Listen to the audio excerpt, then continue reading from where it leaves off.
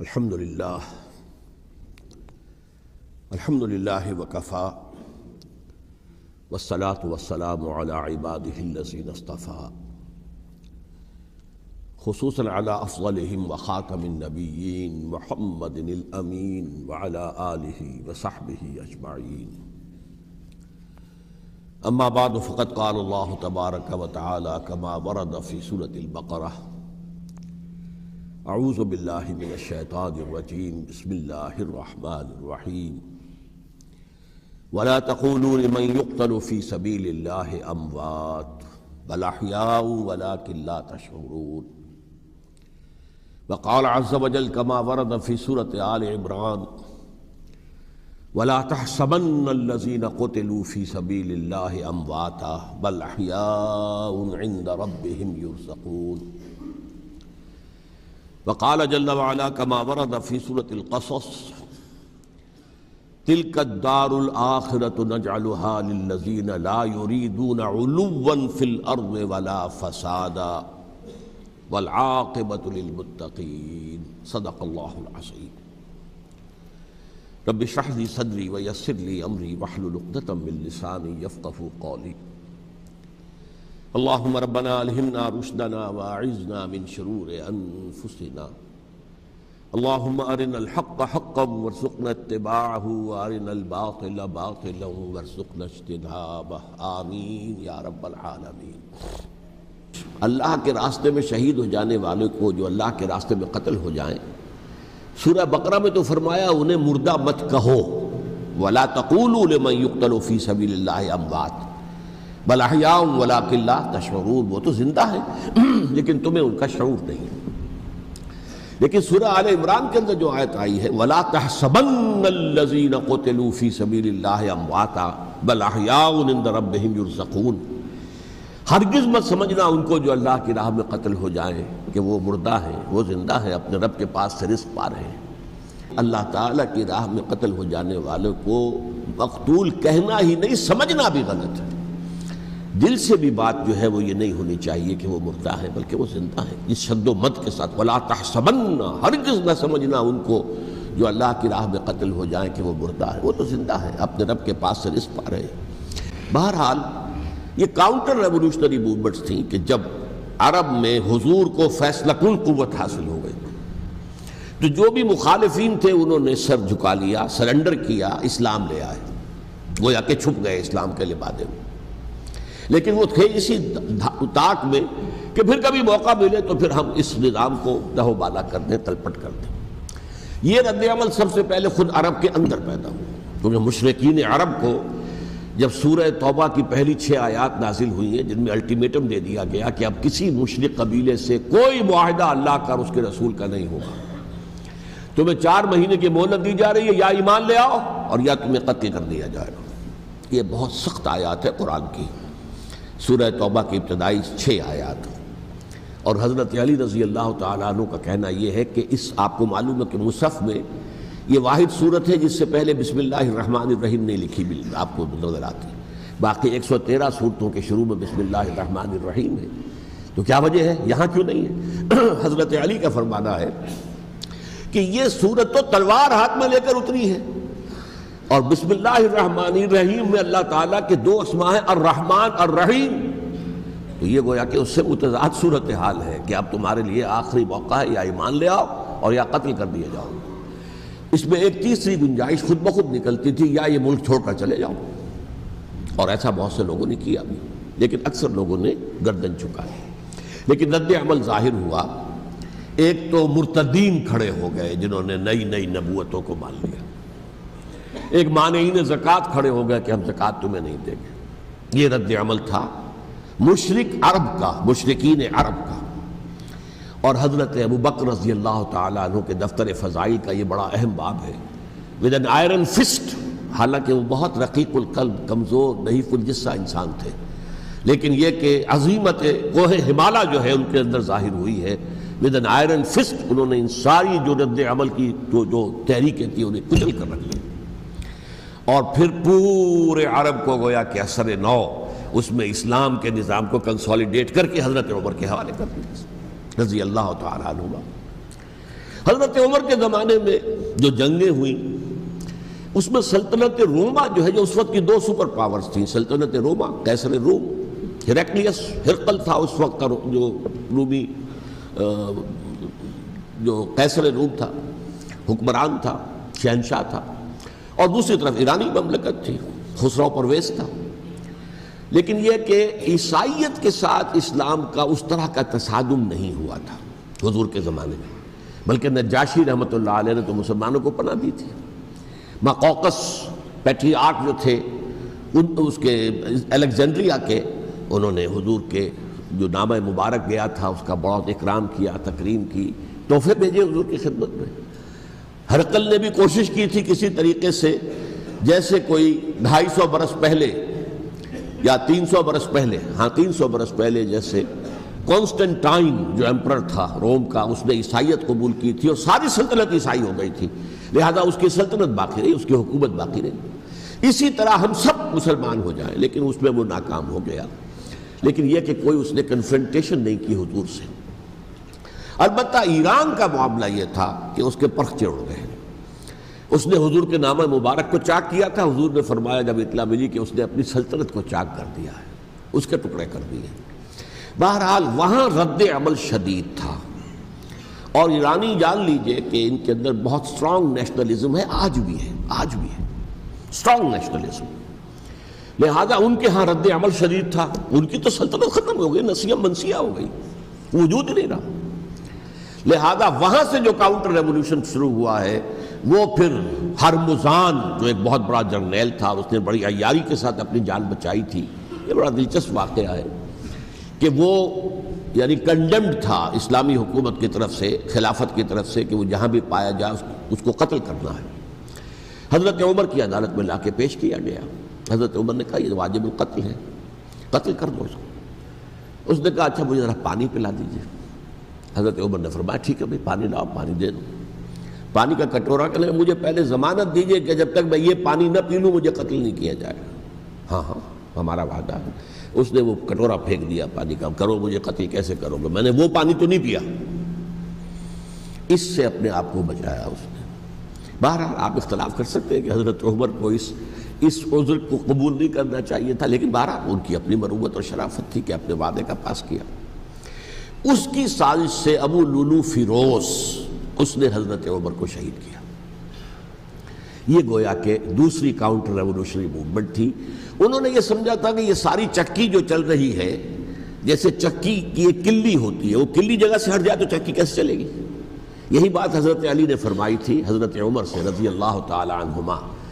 جب شام کے محاذ پر کچھ پسپائی سی ہو رہی تھی تو حضرت عمر نے ارادہ کیا میں خود جاؤں گا محاذ پر اور کمانڈ کروں گا۔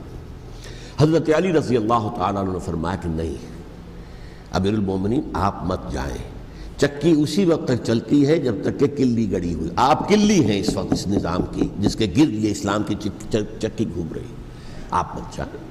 لہذا حضرت عمر نے ان کی بات مانی، اس قدر صائب مشورہ تھا جو دیا تھا۔ بہرحال انہوں نے یہ سمجھا تھا کہ عمر ہی کے بل پر چل رہا ہے یہ سب کچھ، لہذا عمر کو بیچ سے ہٹا دینے سب بیٹھ جائے گا۔ لیکن ظاہر بات ہے کہ محمد الرسول اللہ کی بنائی ہوئی عمارت صلی اللہ علیہ وسلم اتنی کمزور نہیں تھی۔ اس کے بعد حضرت عمر کے انتقال کے بعد حضرت عثمان کا انتخاب ہوا، اور حضرت عثمان کے بھی 10 سال پہلے جو ہے وہ بالکل حضرت عمر کی جو دور خلافت ہے اس کے بالکل مشابہ ہے، مماثل۔ ہمارے ذہنوں میں یہ تصور بٹھا دیا گیا کہ سارے 12 سال شاید فتنہ ہی فتنہ رہا، فساد ہی فساد رہا، دنگا رہا، لڑائی رہی۔ نہیں، 10 سال پورا امن، اور جس طریقے سے فتوحات کا سیلاب حضرت عمر کے زمانے میں جا رہا تھا اسی طریقے سے حضرت عثمان کے 10 سالوں کے دوران گیا۔ آخری 2 سالوں میں ایک فتنہ اٹھا ہے، یہ فتنہ کیا ہے اس کو سمجھ لیجیے۔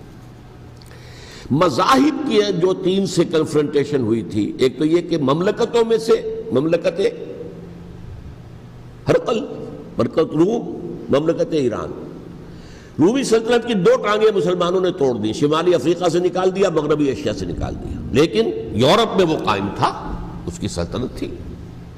لیکن ایرانی سلطنت کا بالکل تیا پاچا ہو گیا، ختم ہو گیا۔ اسی طریقے سے 3 مذاہب سے کنفرنٹیشن ہوئی۔ مشرکین عرب سے، اس کا میں بیان کر چکا ہوں، ان کا پہلا وار حضرت ابوبکر کے عہد خلافت میں ہو گیا۔ دوسرے جو عیسائیوں کا معاملہ تھا ان سے بھی کوئی تصادم نہیں ہوا حضور کے حیات طیبہ کے دوران، لیکن جو یہودیت بطور مذہب، اس کو ظاہر بات ہے کہ اسلام نے اس کو ختم کیا تھا کم سے کم جزیرہ نما عرب سے۔ مدینے میں 3 قبیلے تھے جو اپنی غداری کی وجہ سے اور اپنی صلح کو توڑنے کے جرم کی پاداش میں 2 نکالے گئے، اور تیسرا جو ہے اس کے تمام جو بھی جوان افراد تھے انہیں قتل کیا گیا۔ پھر خیبر پر حملہ کیا گیا اور خیبر کو جو ہے فتح کیا گیا، وہ یہودیوں کا بہت بڑا گڑھ تھا، اور جو مدینے سے نکالے گئے تھے وہ بھی وہیں جا کر مقیم ہو گئے تھے۔ تو اس اعتبار سے، اور پھر یہودی اپنے آپ کو سمجھتے تھے اللہ کی طرف سے دنیا میں جو نمائندہ جو ہے امت وہ ہم ہیں، اب انہیں معزول کر کے امت محمد کو وہاں پر کھڑا کر دیا گیا صلی اللہ علیہ وسلم۔ لہٰذا وہ بہت زیادہ جو سمجھیے ایگریوڈ، سب سے زیادہ جن کو گزند پہنچا ہے حضور کے دست مبارک سے، وہ یہودی تھے۔ لہذا ان کا جو رد عمل آیا ہے وہ ہے جس کے نتیجے میں حضرت عثمان شہید ہوئے، حضرت علی شہید ہوئے، حضرت حسین شہید ہوئے۔ اب اس چیز کو اچھی طرح سمجھیے، یہ جو رد عمل ہے یہ ایک شخص کے ذریعے سے آیا، اور اسی لیے بعض لوگ یہ سمجھتے ہیں کہ یہ خامخواہ کی کہانی ہے، کیا ایک آدمی اتنا بڑا کام کر سکتا؟ عبداللہ ابن سبا ایک یہودی جو اسلام کا لبادہ اوڑھ کر حضرت عثمان کے عہد خلافت میں مدینے میں آ گیا، ٹھیک۔ آج اہل تشیع میں سے بعض حضرات کہتے ہیں کہ یہ عبداللہ ابن سبا یہ تو افسانوی شخصیت ہے، اس کی حقیقت کوئی تھی ہی نہیں، حالانکہ ان کی اپنی کتاب میں رجال کشی کے اندر اس کا ذکر موجود ہے، اور یہ بھی موجود ہے کہ حضرت علی رضی اللہ تعالیٰ عنہ نے اپنے عہد خلافت میں اسے زندہ جلوایا ہے۔ اس کی وجہ کیا تھی؟ یہ آیا مدینے کے اندر اسلام کا لبادہ اوڑھ کر، اس نے چند عقیدوں کی اشاعت شروع کی۔ سب سے پہلے حضرت علی تو خدا ہیں، گاڈ انکارنیٹ، اوتار کا تصور، جیسے ہندوؤں میں ہے رام چندر جی خدا کا اوتار، اور عیسائیت میں بھی پہلے گاڈ انکارنیٹ کا تصور تھا کہ حضرت مسیح خدا کا اوتار ہے، انکارنیشن آف گاڈ۔ تو اس نے کہا کہ حضرت علی تو خدا کا اوتار ہے، خدا ہے۔ نمبر 2، اس نے کہا کہ ہر نبی کا ایک وصی ہوتا ہے جس کے حق میں وہ وصیت کرتا ہے، تو حضور صلی اللہ علیہ وسلم کے وصی حضرت علی ہیں، لہذا خلیفہ تو اول روز سے حضرت علی ہیں، حضرت ابو بکر، حضرت عمر، حضرت عثمان یہ تو غاصب ہیں، اور حضرت عثمان کی خلافت تھی اس وقت تو خاص طور پر۔ پھر اس نے جو قبائلی عصبیت تھی اسے بھڑکایا۔ پرانی جو عصبیت چل رہی تھی قریش کے اندر، وہ 2 گھرانے ایک دوسرے کے مد مقابل تھے۔ دیکھیے، ایک ہوتا ہے قبیلہ، ایک ہوتا ہے گھرانہ۔ ہمارے پنجاب میں ایک قبیلہ ہے وٹو قبیلہ، اس کے گھرانے بہت سے، مانے کے، لالے کے، سجے کے، شامد کے، یعنی کوئی لالا تھا ان میں سے بڑا، ان کے بیٹے ہو گئے لالے کے، ان کی اولاد، خاندان یہ کہلاتے ہیں۔ قبیلہ ایک، یہ وٹو قبیلہ۔ تو قبیلہ تھا قریش، اس میں گھرانے بہت تھے، بنو ہاشم، بنو امیہ، بنو تیم، بنو عدی، یہ بہت سے گھرانے تھے۔ تو چوٹی کے 2 گھرانے جو تھے وہ بنو ہاشم اور بنو امیہ، ان کے درمیان چپقلش تھی، مقابلہ، مسابقت، اور یہ مسابقت فی الخیر بھی ہوتی تھی۔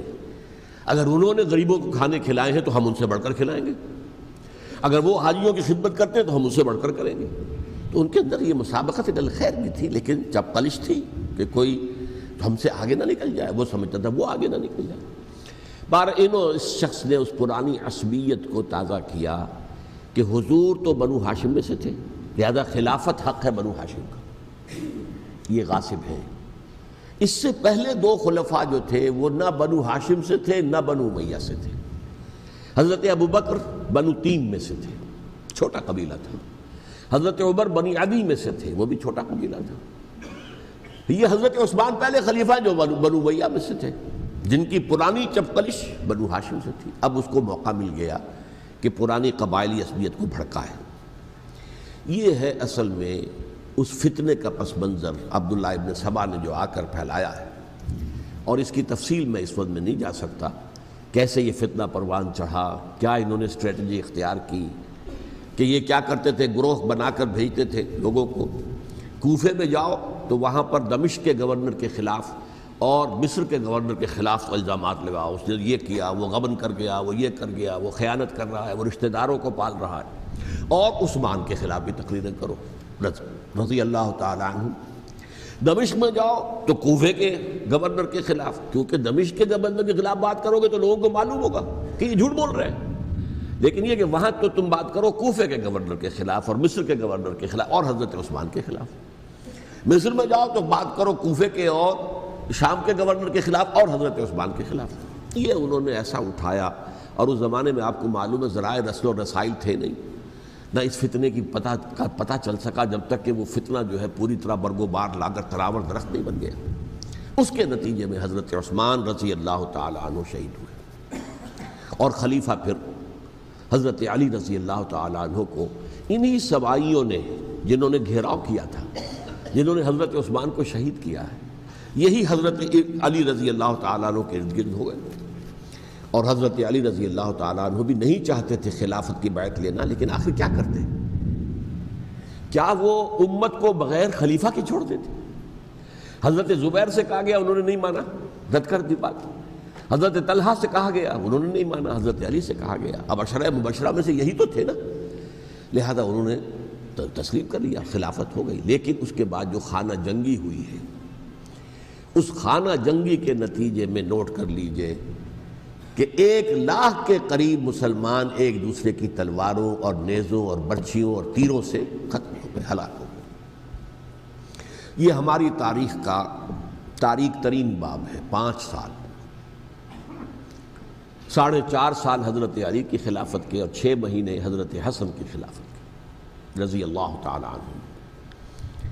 اس سے کیا ہوا کہ ایک طرف تو اسلام کی جو توسیع ہو رہی تھی، تھمتا نہ تھا کسی سے سیل رواں ہمارا، وہ سیلاب رک گیا، انٹرنل سیبوٹاج ہو گئی نا، اب تو اندر ہی آپس ہی میں اگر دست و گریبان ہو گئے تو باہر اب کیا توسیع کرتے ہیں، وہ توسیع کا عمل رک گیا۔ اور یوں سمجھیے کہ جیسے ٹرک اگر کبھی چل رہا ہو، بھرا ہوا ہو، لوڈڈ، اور وہ چڑھائی چڑھ رہا ہو، تو اگر کہیں موشن ٹوٹ جائے، ٹرک کو رکنا پڑے، تو ڈرائیور کے جان پر بن جاتی، اس لیے کہ اس کو دوبارہ سٹارٹ کرنا، اور جبکہ وہ چڑھائی پر ہے، انکلائن پر ہے، آسان کام نہیں ہوتا، خطرہ ہوتا ہے وہ پیچھے جو ہے وہ نہ جائے۔ اور پہاڑی علاقوں میں آپ کو معلوم ہے ذرا پیچھے چلے جانے کا مطلب جو ہے بہت خطرناک جو ہے نتیجہ نکل سکتا ہے۔ بہرحال حضرت علی رضی اللہ تعالیٰ عنہ نے اپنے خلافت میں ایک کام یہ کیا، اب اس کی کیا مصلحتیں تھیں یہ تو انہی کے علم میں ہوگا، ہم قیاس کر سکتے ہیں، میں اس میں نہیں جانا چاہتا۔ ابھی تک خلافت کا مرکز تھا مدینہ منورہ، حضرت ابوبکر، حضرت عمر، حضرت عثمان، وہیں جہاں حضور صلی اللہ علیہ وسلم رہے تھے اور جہاں پر کہ حضور مدفون تھے۔ لیکن حضرت علی نے اپنا مرکز جو ہے وہ کوفہ بنا دیا۔ اچھا، اس کی ایک ظاہری وجہ یہ سمجھ میں آتی ہے کہ اسلام کا جو پھیلاؤ ہو گیا تھا، وہ سلطنت اتنی وسیع ہو گئی تھی کہ مدینہ منورہ بہت جنوب میں اور بڑے صحرا کو عبور کر کے جانا ہوتا تھا۔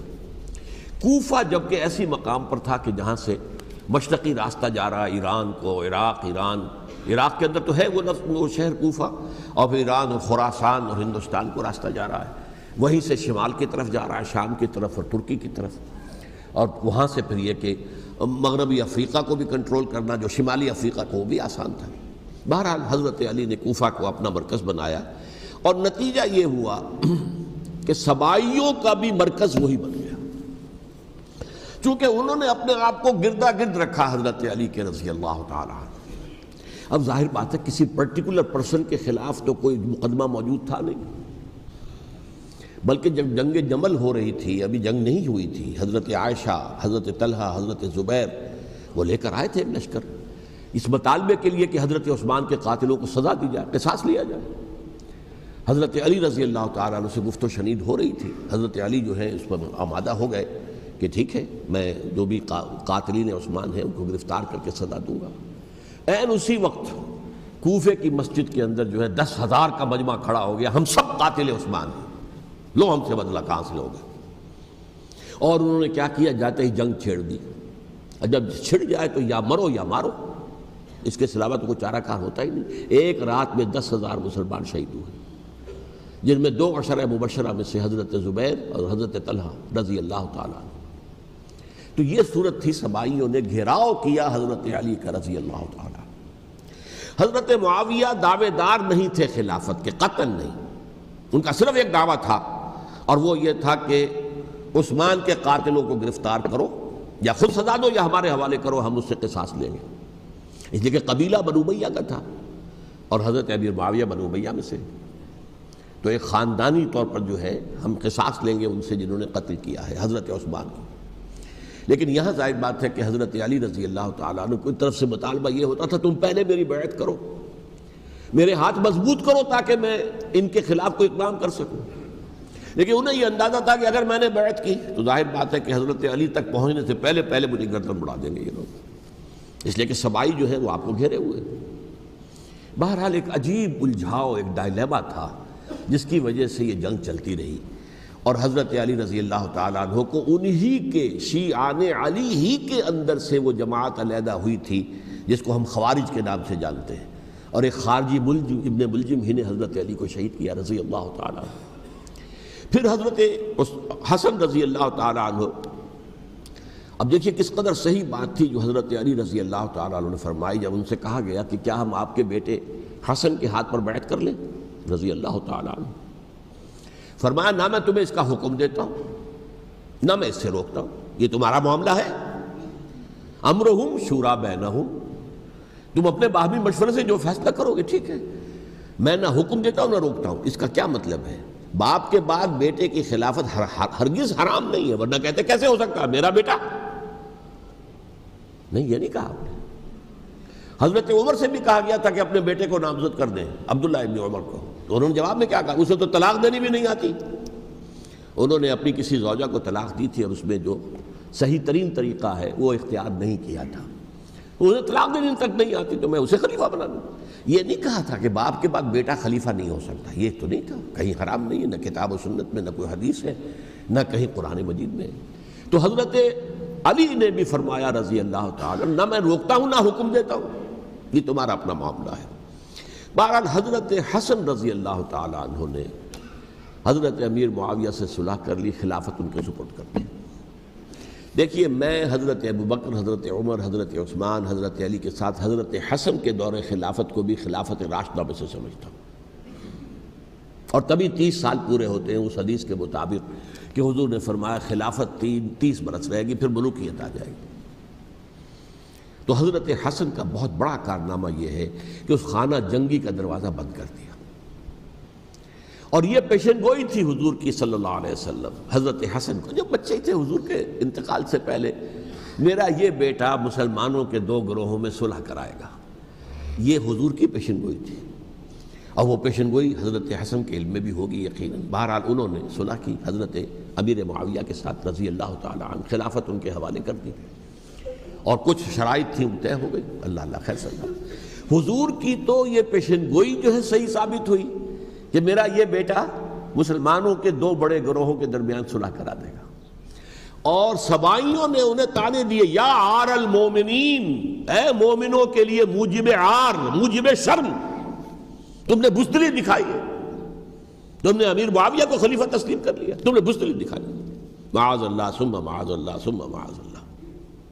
تو بڑے توازن کی ضرورت ہے۔ دیکھیے صحابہ کرام کا جہاں تک تعلق ہے، اہل سنت کا موقف یہ ہے کہ صحابہ تو کلہم عدول، صحابہ سب کے سب نیک نیت ہیں، اور ان کی روایت جو ہے قبول کی جائے گی، رد نہیں کی جائے گی، ان پر کوئی جرح و تعدیل نہیں ہوگی، اس لیے کہ ان کا تزکیہ محمد الرسول اللہ صلی اللہ علیہ وسلم نے کیا تھا۔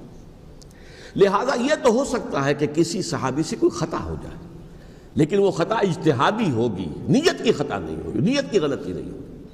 اگر کسی صحابی کی نیت پر حملہ کیا جائے تو یہ اصل میں طعن ہے، حملہ ہے حضور پر کہ وہ تربیت دے نہیں سکے اپنے ساتھیوں کو، معاذ اللہ ثم معاذ اللہ ثم معاذ اللہ، وہ تزکیہ کر ہی نہیں سکے۔ 3 جگہ جو قرآن میں آیا ہے یتلو علیہم آیاتہ ویزکیہم، تو کیا تزکیہ کیا؟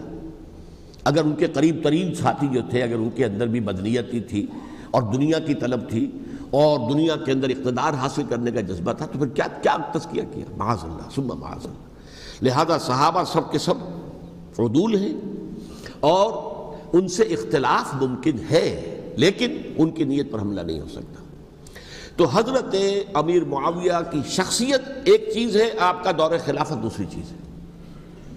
شخصیت کے اعتبار سے صحابی رسول ہیں، برادر نسبتی ہیں حضور کے صلی اللہ علیہ وسلم، اور پھر یہ کہ اس قدر معتمد علیہ ہے صحابہ میں سے کہ وہ کاتبان وحی، یہ عام آدمی کے کرنے کا کام نہیں تھا جو وحی کی کتابت کرے، اللہ کے کلام کی۔ البتہ یہ ہے کہ جیسا کہ میں نے عرض کیا ان کا دور خلافت راشدہ نہیں ہے، وہ ملوکیت کا دور ہے۔ اچھا، حضرت امیر معاویہ کے جو 20 سال ہیں وہ پورے امن، سکون، اطمینان، کوئی جھگڑا، کوئی فساد، کوئی اختلاف، کوئی باہمی فانہ جنگی، کچھ نہیں۔ 20 سال، یہ بھی تاریخ کی بڑی چشم کشا حقیقت ہے جو عام طور پر لوگوں کے علم میں نہیں ہے۔ سبائی بھی دبکے رہے، حضرت امیر معاویہ کی حکومت اتنی مضبوط تھی، کنٹرول، کہ ان کو کچھ سر اٹھانے کا موقع نہیں ملا۔ موجود تھے، دبکے رہے، جیسا کہ میں نے کہا ریولوشن کے آخری مرحلے پر آ کر جو مخالفین ہیں وہ دب جاتے ہیں کہ پھر دیکھیں گے، موقع ملے گا تو پھر لیں گے ان سے حساب کتاب۔ 20 سال رہے ہیں پورے امن کے۔ 10 سال کے بعد یعنی درمیان میں ہے حضرت امیر معاویہ کا عہد خلافت۔ ایک صحابی جو کہ بزرگ صحابہ میں سے ہیں، مغیرہ ابن شعبہ رضی اللہ تعالی عنہ، وہ آتے ہیں اور وہ کہتے ہیں کہ دیکھیے امیر المومنین، کتنی بڑی خانہ جنگی رہی تھی مسلمانوں کی آپس میں، اور اب بھی اگر آپ کسی کو نامزد کیے بغیر چھوڑ گئے امت کو تو پھر خانہ جنگی ہو جائے۔ 1 لاکھ اس وقت جو ہے وہ ہلاک ہوئے تھے، نہ معلوم اب کتنے ہلاک۔ لہٰذا آپ اپنی زندگی ہی میں نامزد کر دیجئے کسی کو خلیفہ، ولی عہد بنا دیجئے۔ حضرت امیر معاویہ نے ابتداً جو ہے انکار کیا نہیں، لیکن ان کے دلائل ایسے تھے وزنی، اور میں سمجھتا ہوں کہ وہ بات صحیح تھی جو مغیرہ ابن شعبہ نے کہی، اس لیے کہ اب صحابہ کرام میں سے جو کبار صحابہ تھے وہ تو سب دنیا سے رخصت ہو چکے تھے۔ اب تو یا صغار صحابہ رہ گئے تھے جو حضور کے زمانے میں بچے تھے، حضرت حسن، حضرت حسین، عبداللہ ابن زبیر، یہ بچے ہی تھے نا، یا تو وہ تھے، اور یا بالکل نو مسلم تھے، اور نو مسلموں میں بڑی تعداد وہ تھی جو ایرانیوں کی تھی، شامیوں کی تھی، ادھر کی تھی، تو ان کو تو ظاہر بات ہے کہ تربیت نبوی سے کیا خلافت راشدہ سے بھی اکثر و بیشتر کو کوئی حصہ ملا ہی نہیں تھا۔ تو اس صورت میں اب وہ اعلیٰ ترین معیار پر حکومت کے نظام کو قائم کرنا ممکن نہیں ہے۔ کوئی قبائلی عصبیت جب تک حکومت کی پشت پر نہیں ہوگی، حکومت مستحکم نہیں ہوگی۔ یہ گویا کہ ایک جس کو کہتے ہیں کہ حقیقت بینی، واقعیت پسندی، ایک آئیڈیلزم ہے اور ایک ریئلزم ہے کہ آپ فیکٹس آن دی گراؤنڈ کو غور کریں، سوچیں اس کے اوپر اور پھر کوئی فیصلہ کریں۔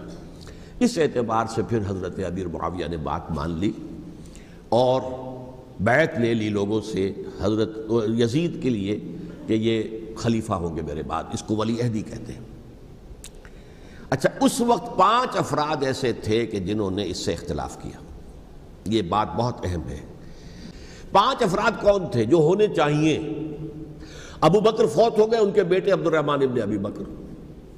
عمر فوت ہو گئے، ان کے بیٹے عبداللہ ابن عمر۔ عباس فوت ہو گئے، ان کے بیٹے عبداللہ ابن عباس۔ زبیر فوت ہو گئے، ان کے بیٹے عبداللہ ابن زبیر۔ اور حضرت حسن جو ہے ان کا انتقال ہو چکا تھا، حضرت علی کے بیٹے حضرت حسین رضی اللہ تعالی عنہم اجمعین۔ لیکن بہرحال یہ 5 حضرات تھے جنہوں نے ولی عہدی کی بیعت نہیں کی، لیکن حضرت معاویہ اتنے حلیم الطبع انسان تھے، انہوں نے جبر نہیں کیا، کوئی تشدد نہیں کیا۔ ٹھیک ہے، ولی عہدی کی بیعت نہیں کر رہے، کوئی بات نہیں، میری بیعت تو کی ہوئی ہے نا، ابھی تو میں زندہ ہوں، بات ختم ہو گئی، میری بیعت کو تو نہیں توڑا انہوں نے، فسخ بیعت نہیں کی۔ اس اعتبار سے انہوں نے نہ کوئی تشدد کیا، نہ جبر کیا، نہ کوئی مواخذہ کیا۔ لیکن جب امیر معاویہ کا انتقال ہو گیا، اب ولی عہدی کی بجائے وہ اب خلافت کی بیعت ہوئی، سب لوگوں نے بیعت کر لی۔ ان 5 میں سے ایک فوت ہو چکے تھے، حضرت عبد الرحمن ابن ابی بکر فوت ہو چکے رضی اللہ تعالی۔ 4 تھے، ان 4 میں ایک اختلاف ہوا۔ 2 کی رائے یہ تھی، عبداللہ ابن عمر، عبداللہ ابن عباس، کہ اگرچہ یہ کام غلط ہوا ہے، اسلام کی روح کے منافی ہوا ہے، یہ بادشاہت کی بنیاد پڑ رہی ہے، لیکن یہ بات ایسی نہیں ہے کہ اس کی بنا پر ہم خانہ جنگی شروع کروا دیں، امت کے اندر خون خرابہ کروائیں، فساد کروائیں۔ لہذا انہوں نے بیعت کر لی۔ اب کوئی اگر یہ کہے معاذ اللہ کہ وہ بک گئے تھے یزید کے ہاتھ میں، معاذ اللہ ثم معاذ اللہ، وہی بات آپ اختلاف کر سکتے ہیں کہ انہیں نہیں کرنی چاہیے تھی، یہ کوئی رائے رکھے، مجھے اختلاف نہیں، لیکن ان کی نیت پر حملہ کریں گے تو حملہ محمد رسول اللہ پر ہوگا صلی اللہ علیہ وسلم۔ عبداللہ ابن عمر کون ہیں؟ کتنی حدیثیں ان سے جو ہے وہ منقول ہیں۔ عبداللہ ابن عباس کون ہیں؟ جنہیں حضور نے جو ہے جن کے لیے دعا کی تھی، اے اللہ فقہہ فی الدین وعلمہ التاویل، اے اللہ اس نوجوان کو دین کا فہم عطا کر اور قرآن کی تعویل اور تفسیر کا علم عطا کر، حبر الامہ کہلاتے ہیں۔ وہ کہیں پیسوں اور ٹکوں کے عوض بک جانے والے نہیں تھے، انہوں نے امت کی مصلحت دیکھی، نیت جو ہے اس پر حملہ نہ کیجئے، البتہ اختلاف کا حق آپ کو حاصل ہے۔ دو حضرات جو ہے ڈٹے رہے کہ نہیں، ہمیں کم وٹ میں ریزسٹ کرنا ہے۔ عبداللہ ابن زبیر عمر کے اعتبار سے وہ بڑے ہیں، مسلمانوں میں سب سے پہلے ولادت مدینے میں جا کر جو ہوئی ہے وہ عبداللہ ابن زبیر کی ہوئی ہے۔ ہجرت کر کے جب مہاجرین وہاں پہنچے، کچھ عرصے تک کسی کے ہاں کوئی اولاد نہیں ہوئی، تو لوگوں نے تانے دینے شروع کر دیے کہ معلوم ہوتا ہے کہ یہاں آ کر یہ مکے کے رہنے والے جو ہیں کمزور ہو گئے ہیں، ان کے ہاں اولاد ہی نہیں ہو رہی۔ پھر عبداللہ ابن زبیر کی ولادت ہوئی ہے، یہ حضرت ابو بکر کے نواسے ہیں، حضور کی زوجہ محترمہ حضرت عائشہ کی بہن، حضرت دیکھیے ابھی نام نکل گیا ہے جی، حضرت اسماء رضی اللہ تعالی عنہا عنہما، یہ ان کے صاحبزادے ہیں، حضرت زبیر کے بیٹے۔ ان کا فیصلہ ہوا کہ ہمیں ریزسٹ کرنا ہے کم وٹ میں، ایٹ اینی کاسٹ۔ حضرت حسین ابن علی رضی اللہ تعالی عنہما کا بھی فیصلہ ہوا کہ ہمیں ریزسٹ کرنا ہے کم وٹ میں۔ البتہ ان میں بھی ایک اختلاف ہو گیا، یعنی یہ دو تو جڑے رہے، ان دو میں اختلاف ہو گیا۔ عبداللہ ابن زبیر کا کہنا یہ تھا کہ ہمیں حجاز میں رہنا چاہیے، یہ سرزمین ہے جس میں نبوت کی برکات سب سے زیادہ ہیں، یہاں ہم مضبوط قلعے کے اندر ہیں، ہمیں یہاں سے جو ہے ریزسٹ کرنا چاہیے اور ختم کرنا چاہیے اس نظام کے اندر جو خرابی آ گئی ہے اس کو۔ حضرت حسین رضی اللہ تعالیٰ عنہ کے پاس خطوط کا تانتا بنا ہوا تھا، کوفے سے لوگ خط لکھ رہے تھے، آئیے آئیے آئیے، ہم آپ کے ہاتھ پر بیعت کریں گے، ہم آپ کے ہاتھ پر بیعت کریں گے، ہم آپ کے ہاتھ پر بیعت کریں گے۔ یہی وہ کوفہ جو حضرت علی کا دارالخلافہ رہا تھا اور جو پھر سبائیت کا گڑھ بن گیا تھا۔ چنانچہ حضرت حسین نے حضرت مسلم بن عقیل کو بھیجا وہاں پر کہ میرے نمائندے کی حیثیت سے جا کر وہاں پر بیعت لو۔ 10-12 ہزار افراد نے بیعت کر لی، لیکن اس کے بعد یزید کی طرف سے گورنر بنا کے بھیجا گیا ابن زیاد کو۔ ابن زیاد نے آ کر جو تشدد کیا اور سختی کی تو سب کے سب بیعت توڑ کر اور سب منحرف ہو گئے۔ مخلصین تو وہ تھے نہیں، الکوفی لایوفی، کوفی جو ہے وہ تو کوئی وعدہ وفا کرنے والا ہوتا ہی نہیں، بیعت توڑ دی۔ فمن نقص فانما ينقص على نفسه، بیعت کے بعد بیعت توڑ دینا بہت بڑا گناہ ہے، توڑ دی۔ ادھر اطلاع مل گئی حضرت حسین کو، چل چکے تھے، وہ راستے میں تھے کہ وہاں تو مسلم بن عقیل شہید ہو گئے اور سب لوگوں نے بیعت توڑ دی۔ اب واپس جانا چاہتے تھے، لیکن مسلم بن عقیل کے بیٹے جو ہے اڑ گئے۔ یہ عرب کی اپنی ایک جو ہے پرانی ان کی حمیت اور ان کا قبائلی نظام کہ اب ہم اپنے والد کے خون کا قصاص لیے بغیر نہیں جائیں گے۔ حضرت حسین رضی اللہ تعالیٰ عنہ کی مروت اور شرافت کہ یہ میرا ساتھ دینے کے لیے آئے تھے، اب میں ان کا ساتھ نہ دوں تو یہ تو شرافت اور مروت کے خلاف ہے۔ کہا اچھا چلو چلتے۔ وہاں جا کر بھی عین اپنے میدان کے اندر بھی حضرت حسین رضی اللہ تعالیٰ عنہ نے 3 چیزیں پیش کی ان کوفیوں کے لشکر کے خلاف۔ سب سے بڑا لشکر کے اندر سب سے بڑے تو کوفی تھے جنہوں نے بیعتیں کی ہوئی تھی حضرت حسین کے ساتھ۔ دیکھو مجھے جانے دو واپس حجاز کی طرف، یا مجھے سرحدوں پر بھیج دو تاکہ میں کافروں کے ساتھ جنگ کرتے ہوئے اپنی جان دے دوں، یا مجھے یزید کے پاس جانے دو، میں اپنا معاملہ اس سے طے کر لوں۔ لیکن کوفیوں کو یہ گوارا نہیں تھا۔ اگر یہ یزید کے پاس پہنچ گئے تو ہمارا کچا چٹھا بیان کر دیں گے کہ مجھے تو ان لوگوں نے ورغلا کر بلایا تھا۔ اس لیے کہ دیکھیے حضرت امیر معاویہ کے 20 سالوں کے دوران میں بتا چکا ہوں، ان کی حکومت اتنی مستحکم تھی کہ اس کے خلاف کوئی فتنہ اٹھانا ممکن نہیں تھا۔ اب چونکہ ایک چینج اوور ہوا تھا، اور چینج اوور میں آپ کو معلوم ہوتا ہے کہ ایک جس کو کہتے ہیں every thing is in the melting پاٹ، ابھی تو یہ درمیان کے اندر معاملہ ہے، تو انہیں موقع ملا، سر اٹھایا حضرت حسین رضی اللہ تعالیٰ عنہ کو، جو خطوط لکھے جس کے کہ تھیلے کے تھیلے اور بوریوں کی بوریاں بھری ہوئی حضرت حسین کے ساتھ تھی، وہ کہا کہ آئیے ہم آپ سے بیعت کریں گے، انہوں نے نہیں مانا۔ اور اصل میں حضرت حسین کے قاتل وہ کوفی ہیں، وہ بزدل، وہ منافق، جنہوں نے بیعت کر کے بیعت توڑی، اور اب وہ آ گئے کہ اگر یہ حسین رضی اللہ تعالیٰ عنہ بچ کر کہیں یزید کے پاس پہنچ گئے تو پھر ہمارا کچا چٹھا جو ہے وہ سامنے آ جائے گا اور ہماری پھر شامت آ جائے گی، لہذا انہوں نے قتل کیا حضرت حسین کو رضی اللہ تعالیٰ۔ ایک بات جو علامہ ڈاکٹر قلب صادق نے فرمائی، اور میرے علم میں یہ بات پہلے نہیں تھی، وہ یہ کہ حضرت حسین کے قتل کا فتویٰ ایک بہت بڑے مفتی نے دیا تھا۔ یہ بات بھی ذرا سمجھ لیجئے، حضرت حسین رضی اللہ تعالیٰ عنہ کے قتل کا فتویٰ ایک بہت بڑے مفتی نے دیا تھا۔ کیوں دیا تھا؟ اس لیے کہ حضور کی احادیث موجود ہیں کہ جب ایک شخص کی ایک خلیفہ کی بیعت ہو جائے تو دوسرا اگر کھڑا ہو تو اسے قتل کر دو۔ میرے نزدیک حضرت حسین مدعی خلافت نہیں تھے، یہ بات اس وقت سامنے لوگوں کے نہیں آئی، بلکہ حکومت نے یہ باور کرا دیا کہ یہ تو باغی ہے، یہ مدعی ہے خلافت کے، انہوں نے تو دعویٰ نہیں کیا خلافت کا، وہ تو صرف اس عمل کو روکنے کے لیے میدان میں آئے تھے۔ اور اس بات کو اچھی طرح سمجھ لیجئے کہ اس وقت تک یہ جو تصور آج ہمارے پاس ہے کہ ریاست علیحدہ ہے، حکومت علیحدہ ہے، state of Pakistan, we are loyal to the state of Pakistan, ہم ریاست پاکستان کے وفادار ہیں، گورنمنٹ آف پاکستان کے وفادار نہیں ہیں، we are not loyal to the government.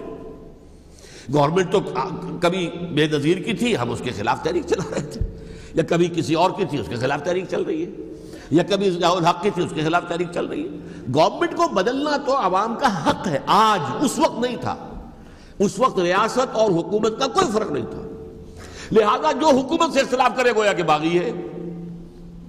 یہ ہے اصل میں وہ پیچیدہ مسئلہ کہ کیوں کسی مفتی نے فتویٰ دے دیا، اس لیے کہ اس وقت تک ریاست اور حکومت کا فرق واضح نہیں تھا دنیا پر۔ یہ تو ابھی کوئی 100-150 سال کی بات ہے کہ آج ہمارا جو پولیٹیکل سائنس کا ایولیوشن ہوا ہے وہ اس اسٹیج تک پہنچ گیا ہے کہ اسٹیٹ علیحدہ ہے، حکومت علیحدہ ہے۔ حکومت تو اسٹیٹ کے 3 آرگنز میں سے ایک آرگن ہے، ایڈمنسٹریشن حکومت کی ہے، جوڈیشری ہے اور لیجسلیچر ہے، 3 آرگنز ہیں بڑے بڑے، ان میں سے ایک ہے۔ تو حکومت کو بدلنا تو عوام کا حق ہے، چاہے وہ ووٹ کے ذریعے بدلیں، چاہے ایجیٹیشن، اگر پرامن ایجیٹیشن ہے اس سے حکومت کو بدلنے کا حق حاصل ہے دستوری طور پر ہر اعتبار سے۔ اس وقت یہ نہیں تھا، لہذا صورتحال یہ بن گئی کہ حکومت وقت نے باور کرا دیا مسلمانوں کو، ورنہ سوچئے نواسہ رسول کو قتل کرنا کوئی آسان کام تھا؟ آخر سب کلمہ گو تھے کہ نہیں تھے؟ کلمہ گو تو تھے نا، اور حضور سے عقیدت اور محبت میں کمی، لیکن یہ کہ فتویٰ اگر ایک بہت بڑے مفتی کا، جو کہ حضرت علامہ ڈاکٹر قلب صادق صاحب نے فرمایا، مجھے اس مفتی کا نام بھی معلوم نہیں، کہ ایک مفتی ہی کا فتویٰ تھا وہ، جس کے بنا پر اب ان لوگوں نے حضرت حسین کو قتل کیا، اور یہی وجہ ہے کہ انہوں نے پھر خیموں کو بھی آگ لگا دی۔ وائی؟ حالانکہ دیکھیے اگر دشمنی کا انتقام ہوتا تو حضرت علی بن حسین جو بیمار تھے، جو بعد میں زین العابدین رحمۃ اللہ علیہ کے نام سے پھر یہ اہل تشیع کے چوتھے امام معصوم ہیں، حضرت علی، حضرت حسن، حضرت حسین، اور پھر حضرت علی بن حسین زین العابدین رحمۃ اللہ علیہ، کیا ان کو بھی قتل کر دیتے؟ حضرت حسین کی نسل ہی ختم ہو جاتی، لیکن نہیں کیا۔ آگ کیوں لگائی؟ آگ اس لیے لگائی کہ وہ جو ڈاکومنٹری پروف ہے ہماری غداری کا یزید کے خلاف حضرت حسین کو جو ہم نے دعوت دی، وہ جو ڈاکومنٹری پروف خطوط کی شکل میں موجود ہے وہ ختم ہو جائے، ڈسٹرائے ہو جائے، اس کے لیے انہوں نے خیموں میں آگ لگائی۔ بہرحال یہ ہے تاریخی پس منظر، یہ اسی سبائی فتنے کا تسلسل ہے جس نے سب سے پہلے حضرت عثمان کی جان لی رضی اللہ تعالیٰ عنہ، 5 سال تک مسلمانوں میں خانہ جنگی رکھی، حضرت علی کو پھر شہید کیا، اور اس کے بعد جو ہے 20 سال حضرت امیر معاویہ کے تو سر نہیں اٹھا سکے، لیکن پھر جب ایک چینج اوور ہو رہا تھا تو اس وقت انہوں نے موقع غنیمت سمجھا کہ اب کھڑے ہو جاؤ اور اب دوبارہ ایک فتنہ جو ہے اس کو امت کے اندر پیدا کر دو۔ حضرت حسین رضی اللہ تعالی عنہ کی اس شہادت کے بعد اس کے بعد واقعہ حرہ بھی ہوا، جو واقعہ کربلا سے بھی بعض اعتبارات سے زیادہ بھیانک اور زیادہ گھناؤنا واقعہ ہے۔ بنو امیہ کی تاریخ ہے جس کو لوگ جانتے ہی نہیں۔ مدینہ کے کچھ لوگوں نے بغاوت کی اور انہوں نے اس کے خلاف فوج بھیجی، اور فوج کو جب مدینہ فتح کر دیا 3 دن کے لیے حلال کر دیا، جو چاہو کرو، یہاں جسے چاہو مارو، جسے چاہو لوٹو، جس کا گھر چاہو برباد کرو، جس عورت کو چاہو ریپ کرو۔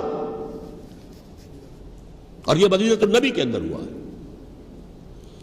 تو کاٹ کھانے والی ملوکیت کے اندر بہت سے واقعات ہوئے۔ عبداللہ ابن زبیر کھڑے ہوئے، انہوں نے حکومت قائم کی تھی، لیکن یہ کہ وہ تو 6 سال کے لیے کامیاب بھی رہے، ایک حکومت قائم کی، بنو امیہ کے ہاتھ پر بیعت نہیں کی، بالآخر ان کی حکومت بھی ختم ہو گئی۔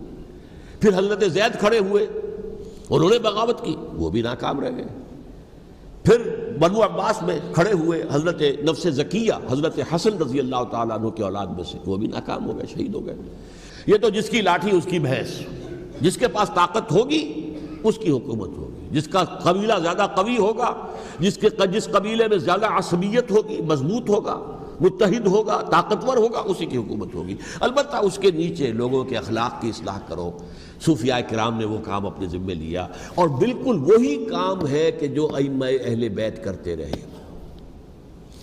حضرت حسن کی اولاد میں پھر حضرت علی بن حسین رضی اللہ تعالی، حضرت حسین کی اولاد میں پھر امام محمد باقر، امام محمد جعفر صادق، اور اس کے بعد بھی 5 اور۔ جیسے علماء کرام کام کر رہے تھے اور جیسے صوفیاء کرام کام کر رہے تھے، ایسے ہی وہ مسلمانوں کی علمی تربیت، روحانی تربیت و تزکیہ کر رہے تھے۔ کسی نے حکومت کو چیلنج نہیں کیا۔ نوٹ کر لیجیے اس بات کو۔ حضرت علی نے بھی چیلنج نہیں کیا تھا، حضرت حسن نے چیلنج نہیں کیا، خود صلح کر لی۔ تو ائمہ اہل بیت جو 12 یہ گنتے ہیں، جن میں سے آخری جو ہے حضرت مہدی کو تو ابھی ظاہر ہونا ہے، ان کے عقیدے کے مطابق وہ روح پوش ہیں، وہ ظاہر ہوں گے۔ لیکن 11 حضرات کے بارے میں یہ کہ حضرت حسین کے سوا کسی نے بھی چیلنج نہیں کیا وقت کے نظام کو، انہوں نے خلافت کا دعویٰ نہیں کیا تھا۔ یہ انہیں عوام کو مغالطے میں مبتلا کیا گیا کہ یہ خلافت کا مدعی ہو کر سامنے آیا۔